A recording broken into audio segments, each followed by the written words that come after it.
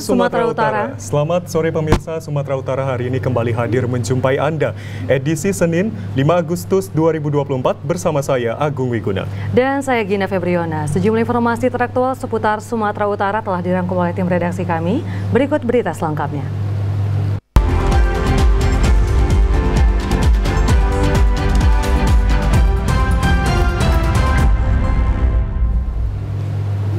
Pemirsa, sudah 2 tahun lahan pertanian warga di 2 desa di Mandailing Natal terendam banjir bercampur lumpur dari pembangunan Bandara Abdul Haris Nasution. Inilah lahan pertanian warga di Desa Huta Damai dan Desa Kampung Baru, Kecamatan Penyambungan Utara, Kabupaten Mandailing Natal yang terendam banjir bercampur material lumpur yang terbawa dari progres pembangunan Bandara Udara Abdul Haris Nasution yang tak jauh dari desa mereka. Sekitar 40 hektar lahan pertanian warga di 2 desa tidak bisa dimanfaatkan petani dalam kurun waktu 2 tahun belakang ini. Banjir yang merendam lahan pertanian warga ini mulai dari lahan persawahan, kolam ikan, dan lahan perkebunan setinggi 1 meter akibat parit saba lobang tersumbat material lumpur, pasir, dan sampah yang menyebabkan air melimpah ke lahan pertanian warga. Selain merendam lahan persawahan warga, puluhan hektar kebun kelapa dan karet milik warga juga mati karena banjir yang berkepanjangan. Hasudungan Pardede, seorang petani ini mengaku pasrah sudah 4 kali musim tanam tidak bisa menanam padi karena lahan mereka sudah seperti lautan. Kami nggak bisa nanam padi 2 tahun inilah. Tahun 2023 sama 2024 ini. Sudah berjalan 2 tahun, kami tidak bisa apa-apa.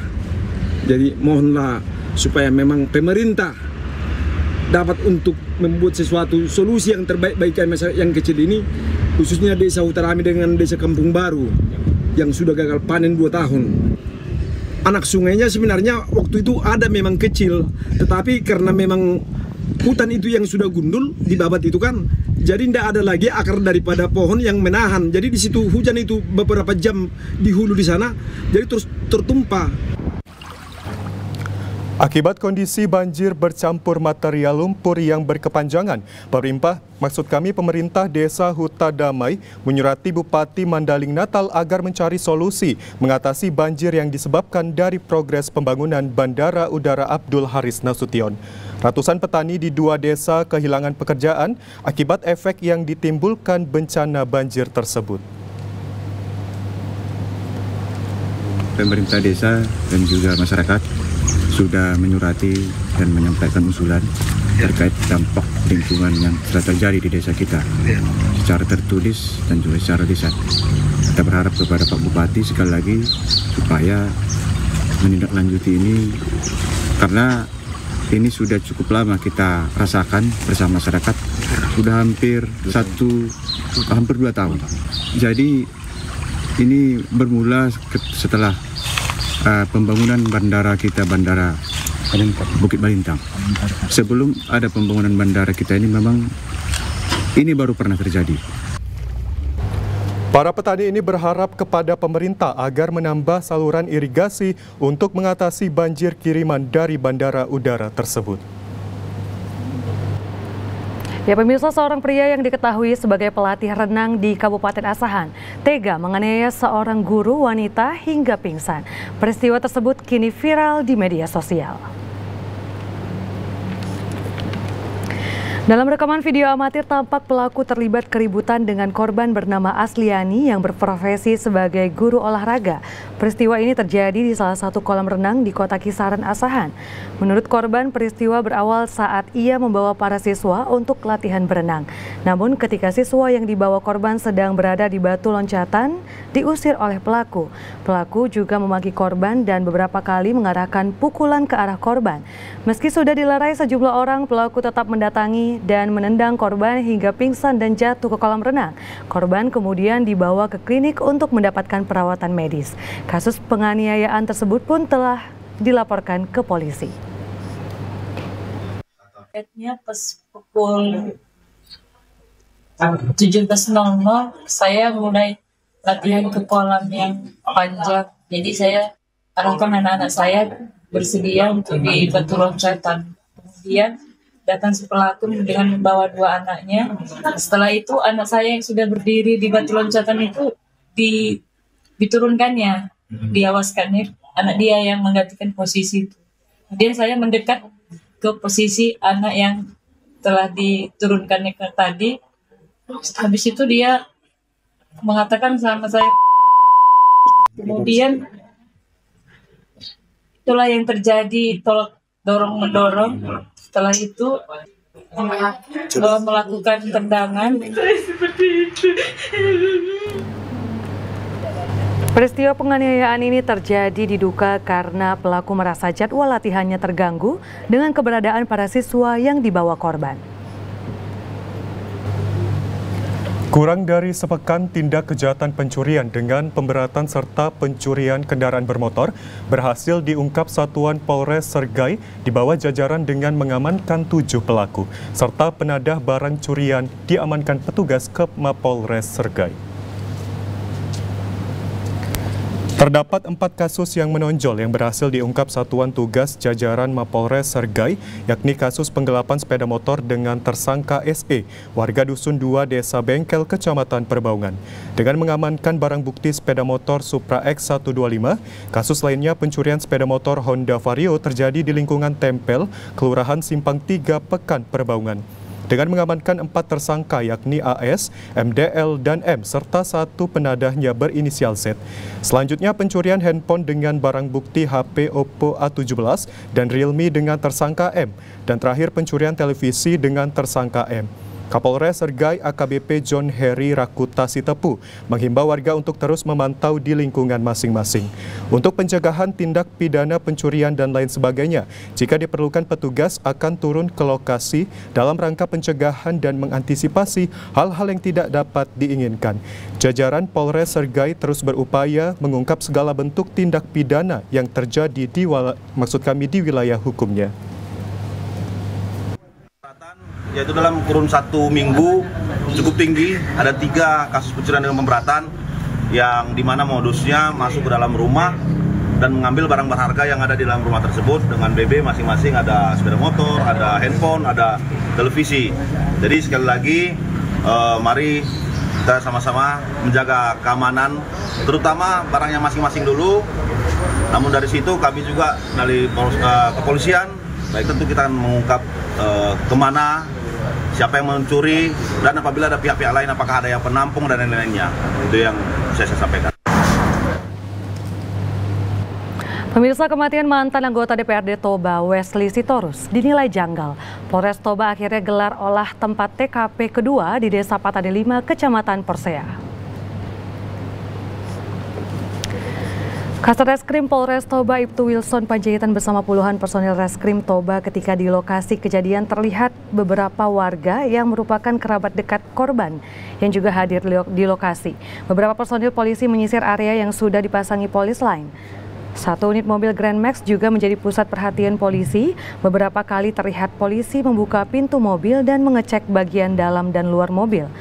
Ketika dikonfirmasi di lokasi kejadian, Kasat Reskrim Polres Toba Ibtu Wilson Panjaitan membenarkan olah TKP kedua ini untuk menemukan bukti-bukti atau petunjuk di TKP untuk menemukan hasil penyelidikan yang lebih maksimal. Saat ini posisi mayat korban telah selesai diotopsi ke Rumah Sakit Bayangkara di Tebing dan tadi pagi sudah kami antar ke rumah duka. Ini masih proses penyelidikan, kami belum dapat memastikan penyebab kematian mayat ini seperti apa, jadi mohon bersabar sampai hasil otopsi keluar. Pihak polisi sendiri telah melakukan upaya untuk mengungkap kasus kematian Wesley Sitorus. Pihak Polres Toba telah membuat laporan polisi model A hasil penemuan mayat karena hingga saat ini pihak keluarga belum juga membuat laporan resmi kepada pihak kepolisian. Wilson menjelaskan telah membuat model A hasil penemuan mayat agar dapat mayat tersebut diotopsi ke Rumah Sakit Bayangkara Tebing Tinggi. Untuk hasilnya kemungkinan akan keluar 2 minggu lagi. Selain itu tim Polres Toba di lapangan tetap mencari saksi-saksi dan menelusuri aktivitas daripada korban. Petunjuk di sekitar lokasi termasuk CCTV sekitar. Pihak Polres Toba kini telah memintai keterangan beberapa saksi. Dari dalam rumah polisi juga melihat ada sisa makanan berupa nasi seperti muntahan, obat-obatan serta rekam medik dari RSUD Persea yang ditemukan di atas meja. Melakukan penyelidikan ya. Untuk saat ini kami belum bisa memastikan ini mayat ini seperti apa ya. Nanti kita lihat dari hasil otopsinya ya. Pihak keluarga belum melaporkan ke kepolisian melalui resmi laporan polisi. Kami sudah membuat laporan polisi model A hasil penemuan mayat. Jadi supaya ada dasar kami untuk membawa ke Rumah Sakit Bayangkara Tebing. Pemirsa, kami akan segera kembali dengan sejumlah informasi lainnya. Tetaplah bersama kami di Sumatera Utara hari ini.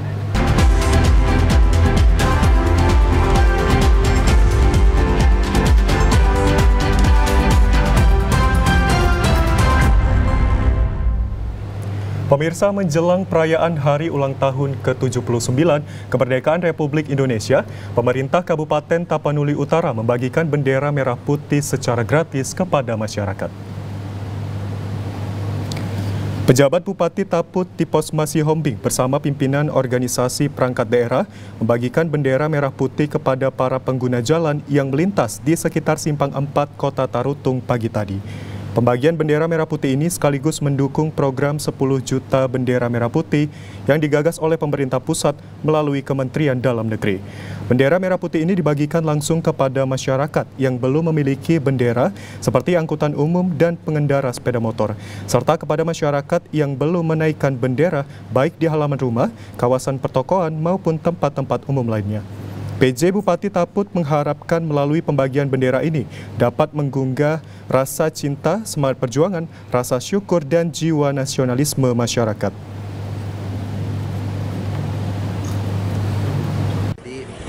Kami dari pemerintah Kabupaten Tapanuli Utara menggelorakan, menyemarakan, membagi-bagian bendera ini bahwa kita harus cinta NKRI.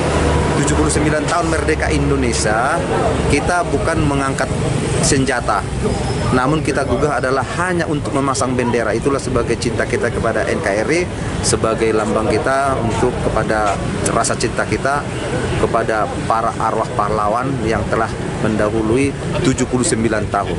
Kereta mau juga nih tuh Pak. Informasi berikutnya, pemirsa, Partai Keadilan Sejahtera memberikan dukungan kepada Bobi Nasution pada Pilgub Sud 2024 karena PKS hanya memiliki 10 kursi di DPRD Sumut sehingga tidak dapat mengusung calonnya sendiri. Meski sebelumnya sudah memberikan kesempatan kepada mantan Gubsu Edi Rahmayadi, namun Edi dianggap tidak mampu merangkul partai lain untuk berkoalisi. Partai Keadilan Sejahtera membeberkan alasan tidak mendukung Edi Rahmayadi sebagai bakal calon gubernur Sumut di Pilkada 2024 mendatang. Bahkan PKS lebih memilih menantu Presiden Jokowi, Bobi Nasution. Hal ini dijelaskan oleh Ketua Bidang Kebijakan Publik dan Polhukam DPD PKS Rajudin Sagala, di mana proses panjang sudah dilakukan PKS untuk memutuskan akan mengusung Bobi di Pilgub Sumut 2024. PKS juga mengatakan jika partainya merupakan pengusung Edi Musa pada Pilgub sebelumnya, PKS pun mengatakan sudah memberikan kesempatan kepada Edi Rahmayadi untuk merangkul partai-partai lain yang turut memberikan dukungan kepadanya. Namun hingga batas waktu yang ditentukan, mantan Gubernur Sumatera Utara tersebut tak dapat memberikan kepastian dikarenakan PKS tak dapat mengusung calonnya sendiri karena hanya memiliki 10 kursi di DPRD Sumut. Atas dasar hal tersebut, PKS mengambil langkah untuk memutuskan mendukung Bobi Nasution dikarenakan selain Bobi yang sudah membangun poros berkantong, Bobi juga sudah menyiapkan wakil untuk mendampingi dirinya. Selain itu, kesepahaman terkait pembangunan di Sumatera Utara juga jadi alasan DPP PKS memberikan surat rekomendasi kepada Bobi Nasution pada Pilgub Sumut mendatang. Ternyata dari hasil komunikasi lintas partai itu tidak ditemukan kesepakatan. Halnya kita ambil opsi kedua, siapa di antara calon itu yang lebih punya kapasitas dan kemampuan untuk membangun Sumut lebih baik. Dari periode pertama dulu Pak Edi Rahmayadi menjadi gubernur, memang PKS juga salah satu pengusung, dan makanya kita berikan kesempatan untuk beliau ya merangkul partai-partai koalisi untuk bisa dinyatakan maju. Partai Keadilan Sejahtera PKS resmi mengusung Wali Kota Medan, Bobi Nasution untuk maju dalam Pilgub mendatang. Terkait hal tersebut, Bobi menyebutkan ada kesamaan pandangan dirinya dengan PKS terkait pembangunan di Sumatera Utara. Sebelumnya, Presiden PKS Ahmad Saiku secara resmi menyerahkan surat rekomendasi ke pasangan bakal calon gubernur dan bakal calon wakil gubernur Sumatera Utara Bobi Nasution dan Surya di Jakarta pada Jumat sore kemarin. Dengan rekomendasi dari PKS, semakin bertambah dukungan terhadap menantu Presiden Jokowi pada ajang kontestasi Pilkada mendatang. Sebelumnya beberapa waktu lalu, Partai Keadilan Sejahtera mengklarifikasi jika partainya mendukung Bobi di Pilgub Sumut. Dan pada Jumat kemarin, secara resmi PKS mendukung Bobi di Pilgub mendatang. Selain PKS, Bobi juga sudah didukung oleh Koalisi Indonesia Maju dan kini menjadi koalisi besar KIM dengan adanya dukungan dari Nasdem, PKB, dan PKS. Menanggapi dukungan dari PKS, Bobi Nasution menyebutkan sebelumnya telah melakukan komunikasi intens dengan partai berlambang bulan sabit dan padi tersebut. PKS sendiri menurut Bobi memiliki kesamaan pandangan dengan dirinya, terutama terkait pembangunan di Sumatera Utara, sepaham dan sejalan. Atas dasar inilah PKS mendukung Bobi pada Pilgub mendatang. Alhamdulillah pandangan dari kami, dari saya dan seluruh tim untuk Sumatera Utara ini sejalan juga dengan pandangan PKS untuk membangun Sumatera Utara dengan kondisi Sumatera Utara yang hari ini. Jadi alhamdulillah kemarin PKS sudah memberikan rekomendasi, sudah memberikan dukungan karena memang pandangan terhadap pembangunan Sumatera Utara sepaham dan sejalan. Ya, pemirsa, bakal calon wali kota Medan yang merupakan seorang akademisi Profesor Rida Darbajaya menerima surat rekomendasi bakal calon wali kota Medan dari Partai PDI Perjuangan Sumut. Selain PDIP, Prof. Rida juga sudah menerima rekomendasi dari Partai Kebangkitan Bangsa.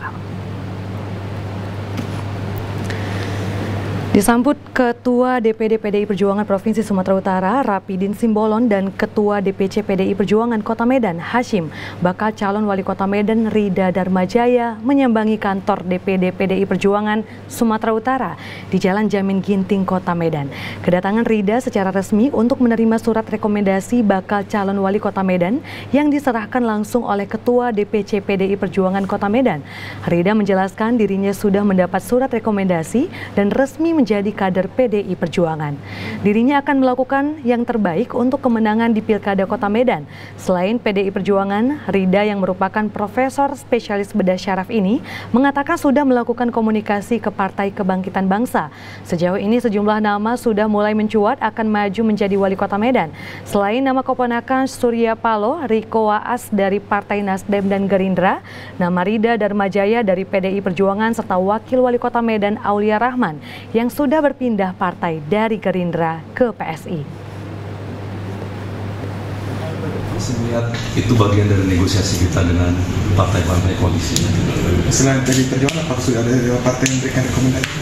Dari Partai Kebangkitan Bangsa, kita sudah mendapatkan rekomendasi sejak beberapa bulan yang lalu, dan kemarin juga ketika saya bertemu langsung dengan Pak itu juga secara lisan dipertegas kembali. Tapi yang terpenting kita sudah melakukan secara tertulis rekomendasi dari TKP. Usai pencoklitan, KPUD Kota Sibolga mengaku masih ada warga yang telah meninggal dunia masih tetap terdaftar dalam data penduduk potensial pemilih di Pilkada Kota Sibolga. Koordinator Divisi Data dan Perencanaan Komisi Pemilihan Umum Kota Sibolga, Asmarudin Nasution, mengatakan hampir 100-an orang warga Kota Sibolga yang telah meninggal dunia tetap masuk ke dalam data pemilih di Pilkada Kota Sibolga tahun 2024.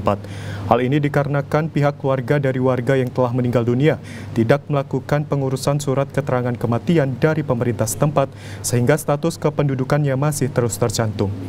Asmarudin Nasution mengatakan pihaknya sama sekali tidak memiliki hak untuk mencabut status kependudukan seseorang berkaitan dengan pelaksanaan pilkada. Namun dalam kasus ini, KPU Kota Sibolga hanya bisa melampirkan laporan temuan tersebut ke KPU Provinsi untuk ditindaklanjuti. Saat ini Komisi Pemilihan Umum Kota Sibolga masih melakukan rapat pleno terkait hasil dari pencoklitan yang dilakukan petugas Pantarli beberapa waktu lalu untuk mengetahui secara pasti berapa jumlah dari daftar pemilih sementara yang akan ditetapkan pada Pilkada Kota Sibolga tahun 2024. Dunia ada mempunyai akta kematian dan surat pernyataan keluarga itu sudah kami temeskan.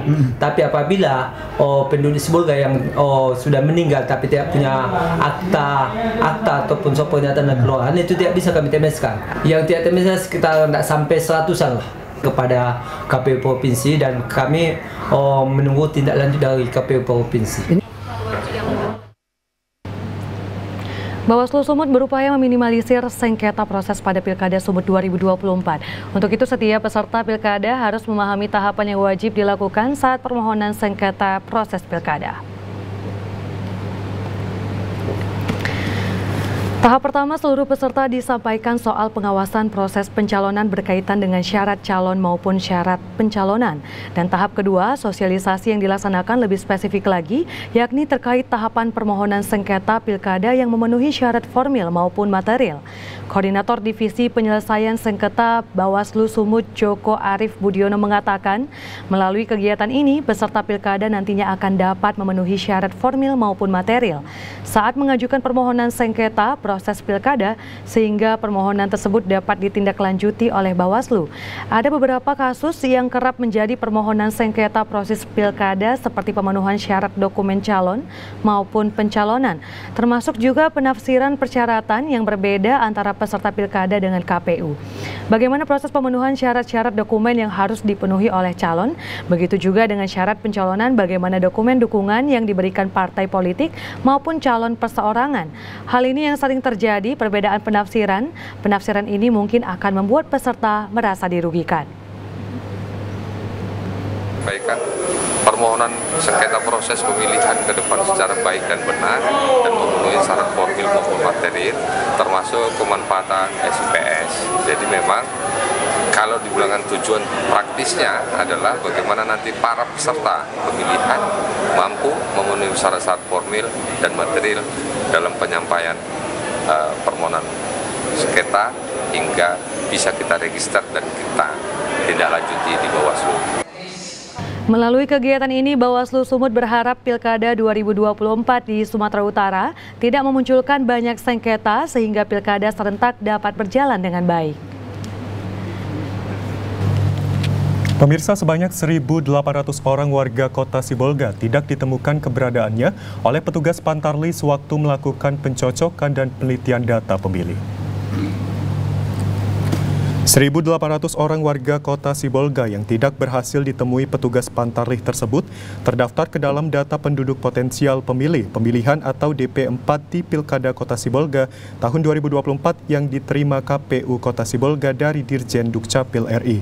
Sementara jumlah warga Kota Sibolga yang tidak memiliki syarat untuk memilih di Pilkada, di Pilkada Sibolga tahun 2024, totalnya mencapai 100 orang lebih. Koordinator Divisi Data dan Perencanaan KPU Kota Sibolga, Asmarudin Nasution mengatakan, meski dinyatakan tidak ditemukan keberadaannya sewaktu pencoktilan, namun KPU Kota Sibolga tidak serta-merta memasukkan data ke 1.800 orang warga Kota Sibolga itu ke dalam data pemilih yang tidak memenuhi syarat untuk memiliki hak pilih di Pilkada Kota Sibolga. Hal ini disebabkan KPU Kota Sibolga tidak memiliki hak dan kewenangan melakukan perubahan status kependudukan. Oleh karena itu, ke 1.800 warga Kota Sibolga tersebut nantinya tetap akan memiliki hak pilih di Pilkada serentak tahun 2024 Kota Sibolga. Dikatakan data dan perencanaan KPU Kota Sibolga ini bahwa pencocokan data dan penelitian data penduduk potensial pemilih yang diterima KPU Sibolga telah mencapai 100% dan dari hasil kegiatan pencoktilan terjadi penambahan data pemilih pemilihan di Kota Sibolga mencapai 114 orang. Saat ini KPU Kota Sibolga sedang melakukan rapat pleno data pemilih di tingkat PPS dan terakhir, KPU Kota Sibolga juga akan menggelar rapat pleno pada 9 Agustus untuk menentukan data daftar pemilih sementara atau Pilkada Kota Sibolga.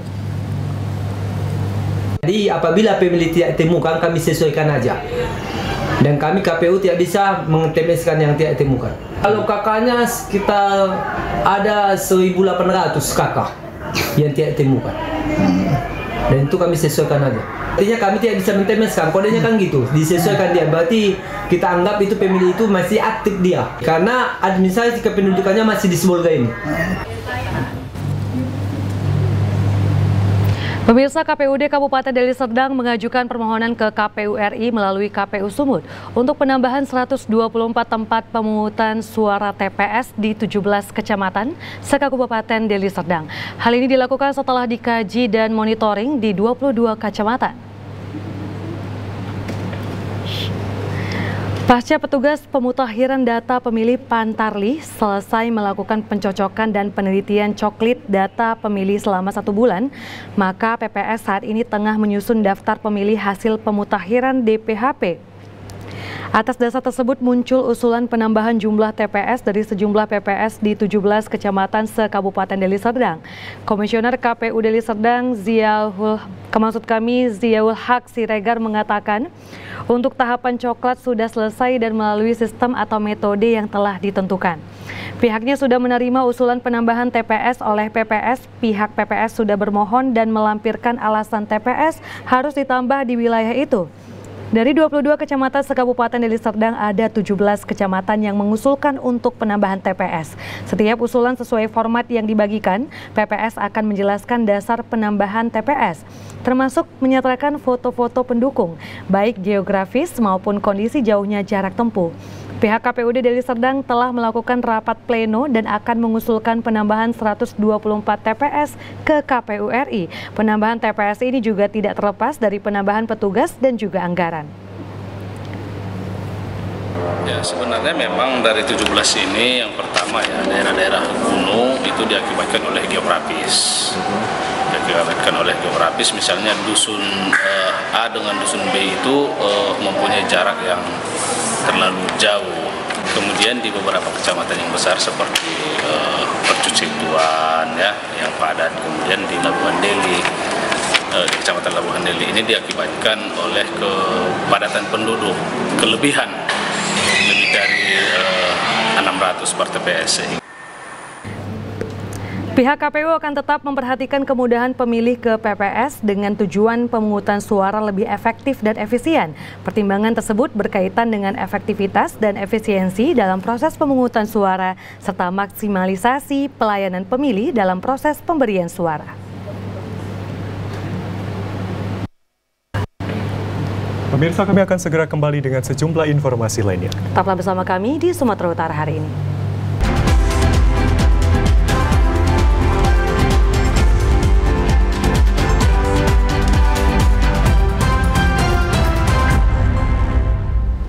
Ya, terima kasih pemirsa, Anda masih bersama kami. Pemirsa, Badan Pusat Statistik BPS Sumatera Utara menyelenggarakan sosialisasi indikator strategi dalam mendukung pembangunan nasional dan rilis BPS terkait pertumbuhan ekonomi triwulan 2 tahun 2024.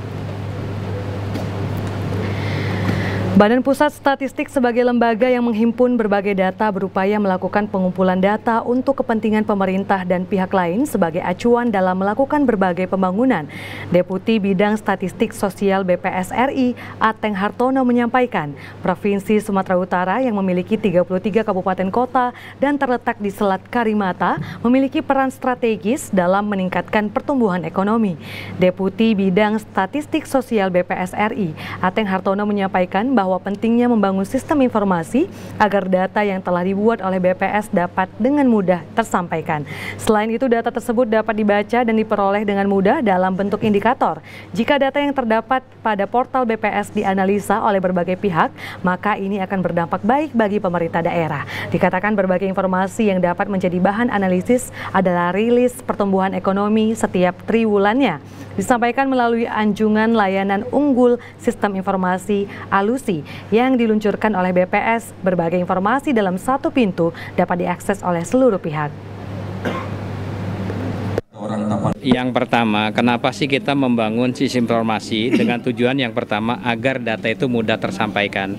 Kedua, agar data itu dan bisa untuk dibaca lebih cepat, lebih mudah dalam bentuk indikator, sehingga kolaborasi antara BPS dengan pemerintah daerah, dengan perguruan tinggi, dengan BI, dengan semuanya akan lebih memadukan. Sekali lagi mudah-mudahan ini akan bisa untuk dioptimalkan dan semakin dikembangkan. Karena ini baru di launching, tentunya masih harus ada penyempurnaannya dan kedepannya akan terus disempurnakan oleh timnya Pak Hasim. Terkait dengan integrasi data yang diproduksi oleh BPS dan data sektoran yang dihimpun pemerintah daerah, saat ini BPS tengah menggulirkan program Satu Data di mana seluruh kementerian, lembaga, dan perangkat daerah backbone data diverifikasi dan dipublikasi oleh BPS sehingga standar data sama dengan data BPS. Jadi salah satunya yang kami sedang garap adalah data Reksosek, Pak. Oke. Iya, yang sekarang sudah mulai dioperasikan di pemerintah daerah, Bapak. Iya. Jadi kami sekarang sedang menggulirkan program Satu Data. Jadi nanti semua kementerian, lembaga, perangkat daerah itu nanti backbone datanya nanti ke kita agar bisa diverifikasi dan divalidasi sehingga standar datanya sama dengan Badan Pusat Statistik. Oke. Satu Data. Peluncuran anjungan layanan unggul Sistem Informasi Alusi BPS disambut antusias oleh pemerintah daerah karena hal itu dapat dijadikan menjadi data untuk melakukan pembangunan.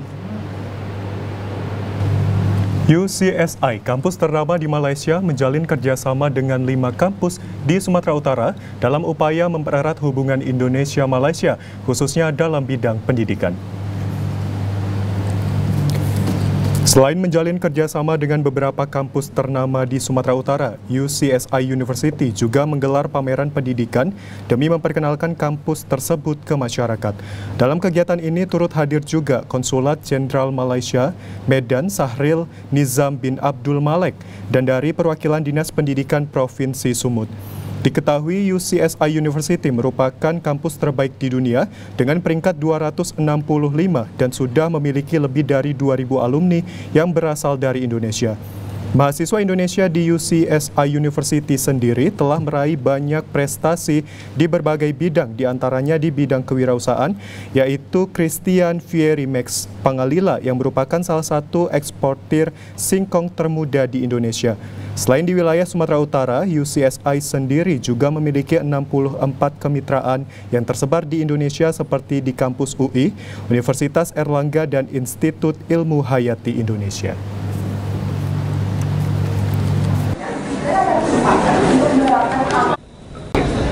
Bakat atau talent di dalam dunia bukan saja di Malaysia. Program-program tersebut adalah program seperti artificial intelligence, data analytics, blockchain, dan untuk sustainability, especially climate change, mestilah diterapkan dalam program-program. Sebab teknologi terterap di dalam semua bidang, termasuklah di bidang social science. Misalnya, seseorang yang mengambil bidang social science ultimately akan menggunakan waste, menggunakan Grab, itu semua teknologi. Jadi, on top of this program yang saya sebutkan tadi adalah transdisciplinary program. Ya, pemirsa, aktivitas penumpang dan penerbangan di Bandara Internasional Silangit terus mengalami peningkatan, terutama saat menjelang masa liburan dan setelah liburan. Aktivitas keberangkatan dan kedatangan serta jumlah penerbangan di Bandara Silangit hingga bulan Juli tahun ini mengalami peningkatan hingga 17% dari tahun sebelumnya. Menurut Jenderal Bandara Silangit, Ardon Marbun, aktivitas bandara yang berdekatan dengan objek wisata kawasan Danau Toba ini juga dipengaruhi dengan meningkatnya jam operasional bandara hingga 8 jam setiap harinya, serta adanya penerbangan sejumlah maskapai. Setiap harinya terutama saat menjelang masa libur dan masa masuk sekolah, moda transportasi udara ini menjadi pilihan warga sekawasan Tapanuli, seperti tujuan penerbangan Jakarta Halim Perdana Kusuma dan Batam. Meningkatnya operasional penerbangan juga dibarengi dengan pelayanan bandara di tengah tingginya lalu lintas penerbangan yang dilengkapi dengan berbagai fasilitas untuk memungkinkan penumpang lebih cepat memproses keberangkatan penumpang di bandara termasuk saat peak season. Sejak dicanangkan Presiden Joko Widodo dari bandara perintis menjadi bandara komersial, Perkembangan Bandara Silangit diakui oleh Ardon Marbun dari tahun ke tahun terus mengalami peningkatan dalam memberikan pelayanan kepada masyarakat. Ada penerbangan pagi kemudian siang 3 kali seminggu. Kita berharap mudah-mudahan nanti ini menjadi daily atau setiap hari sehingga masyarakat diberikan pilihan yang semakin banyak. Tentunya ujung-ujungnya adalah harga tiket bisa lebih terjangkau. Untuk mengantisipasi ini, kita pihak Bandara Silangit terus berbenah, terus kita tingkatkan, di mana nanti kita tahu bersama di akhir tahun kita juga akan menjelang event Aquabike internasional di Tobaraya. Ini juga kita laksanakan dalam meningkatkan pelayanan sampai dengan akhir tahun ini. Ratusan peserta ikuti Musabaqah Tilawatil Quran ke-57 Desa Teluk Bakung, Kecamatan Tanjung Pura, Kabupaten Langkat kemarin siang. Pelaksanaan MTQ ini sekaligus menandai hari jadi Desa Teluk Bakung ke-96 tahun.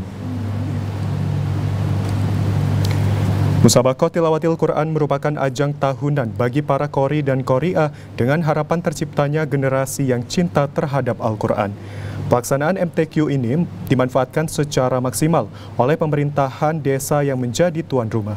Pada kesempatan kali ini, Desa Teluk Bakung pemegang amanah pelaksanaan kegiatan dengan berbagai kegiatan tambahan seperti pengobatan gratis, donor darah, penyuluhan keluarga berencana, hadroh, serta bantuan sosial untuk masyarakat kurang mampu.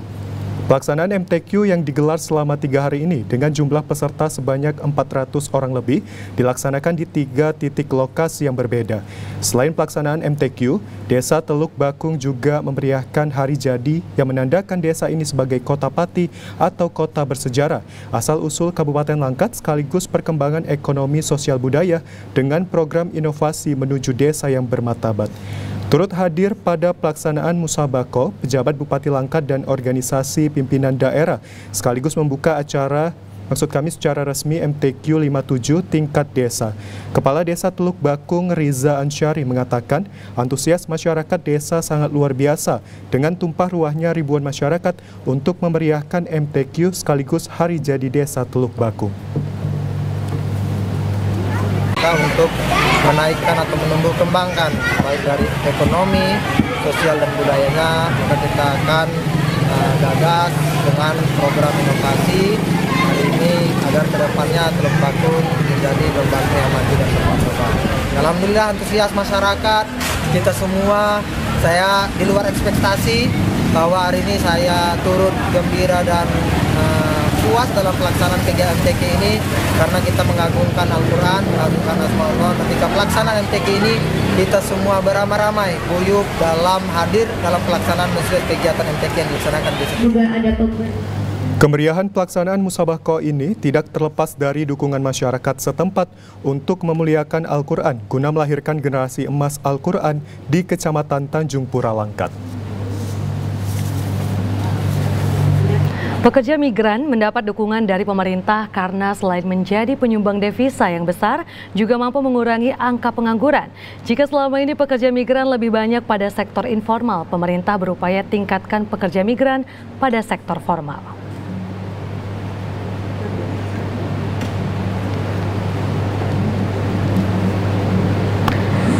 Peningkatan pekerja migran pada sektor formal menjadi tugas penting bagi pemerintah, mengingat banyaknya pekerjaan sektor formal yang terbuka luas ditawarkan luar negeri bagi pekerja asal Indonesia. Salah satu cara untuk meningkatkan peluang pekerja migran pada sektor formal adalah melalui peningkatan kapasitas mulai dari keterampilan tertentu dan yang terpenting adalah penguasaan bahasa asing.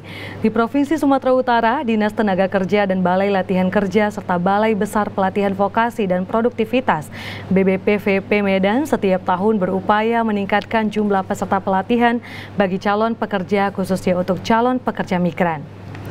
Kepala Dinas Tenaga Kerja Provinsi Sumatera Utara, Muhammad Ismail Parenusinaga menyampaikan bahwa pihaknya terus menjajaki kerjasama ke berbagai negara untuk meningkatkan kerjasama dalam penempatan tenaga kerja migran pada sektor formal.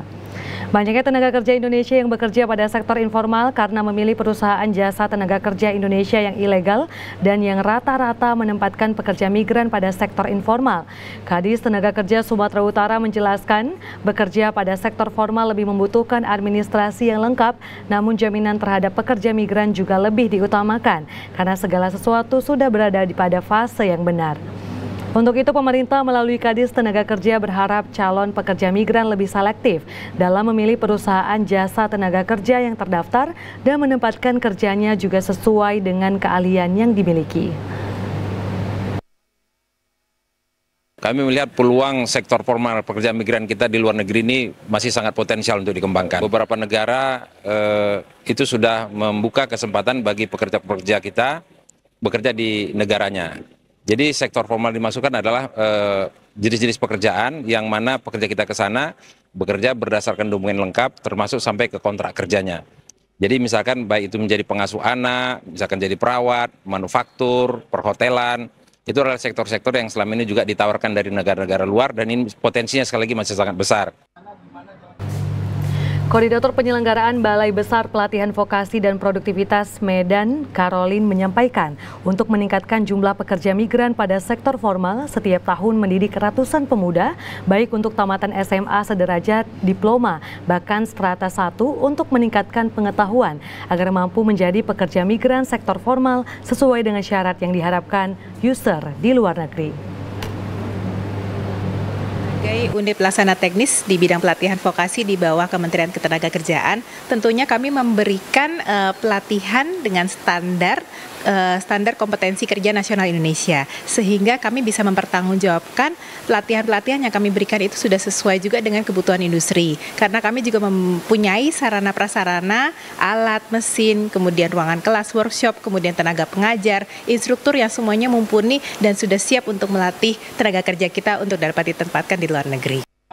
Pengamat tenaga kerja dari Universitas Sumatera Utara mengaku banyaknya pekerja migran di sektor informal karena PJTKI yang memberangkatkan pekerja tidak memiliki izin.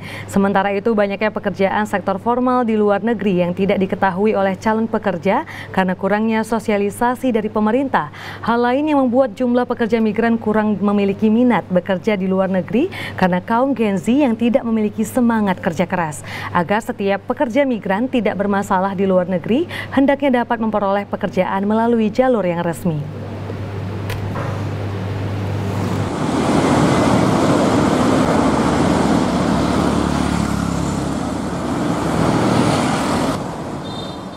Ya, pemirsa, tampil penuh konsistensi, Rian Fahiriza menjuarai Asia Pacific Rally Championship seri keempat dan Kejurnas Rally 2024 putaran kedua di Rambung Sialang Estate, Serdang Bedagai.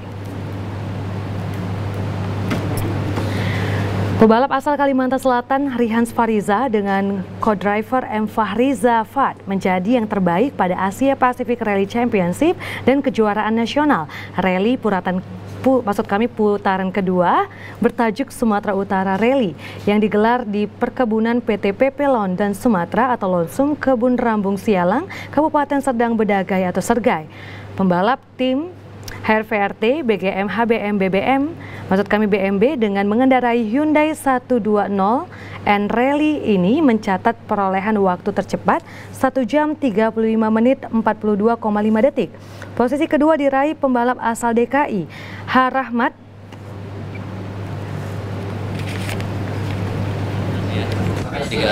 Di hari Sabtu kita sangat panas cuacanya, yang mengharuskan kita setting mobil yang harus cukup baik untuk mendapatkan waktu yang terbaik, yang sangat berubah karena becek dan tantangannya luar biasa licin nih.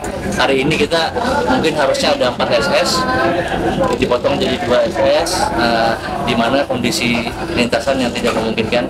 Untuk pemerintah daerah kita ucapkan terima kasih sudah bisa menghadirkan kejuaraan APRC maupun kejuaraan nasional, membina generasi kita yang akan datang, mudah-mudahan bisa lebih maju lagi otomotifnya di Sumatera dan juga lebih baik lagi. Ya pemirsa, berikut informasi perakiraan cuaca di sejumlah daerah di Sumatera Utara dari Badan Meteorologi, Klimatologi, dan Geofisika Wilayah 1 Medan berlaku pada hari Selasa 6 Agustus 2024.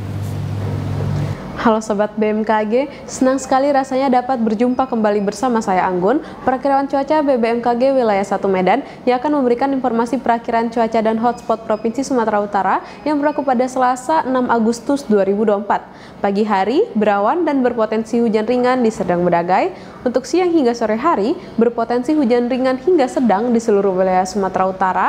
Untuk malam hari, berpotensi hujan ringan hingga lebat di seluruh wilayah Sumatera Utara.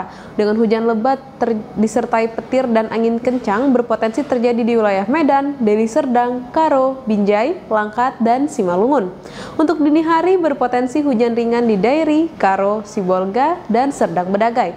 Suhu udara berkisar antara 13 hingga 32 derajat Celcius dengan kelembapan udara berkisar antara 50 hingga 98% dengan angin yang bertiup dari utara hingga tenggara dengan kecepatan 4 hingga 14 km per jam.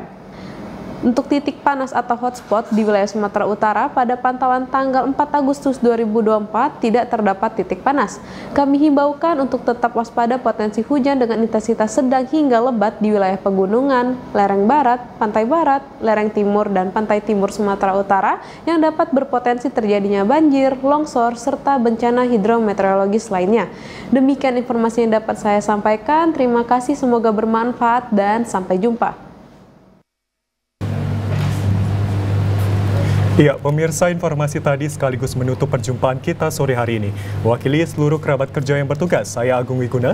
Dan saya Gina Febriona beserta seluruh kerabat kerja yang bertugas mengucapkan terima kasih atas perhatian Anda.